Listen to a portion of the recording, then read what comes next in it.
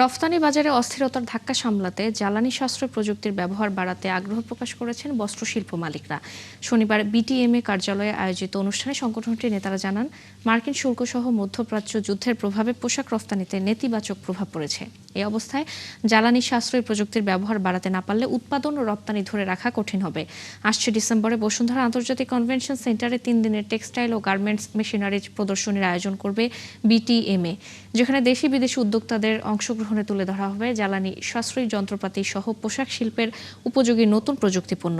এ লক্ষ্যে চীনের Shanghai textile অ্যাসোসিয়েশনের সঙ্গে একটি সমঝোতা চুক্তি সই করে বিটিএমএ। এনার্জি ক্রাইসিস এটা কিন্তু একটা ইউনিভার্সাল প্রবলেম।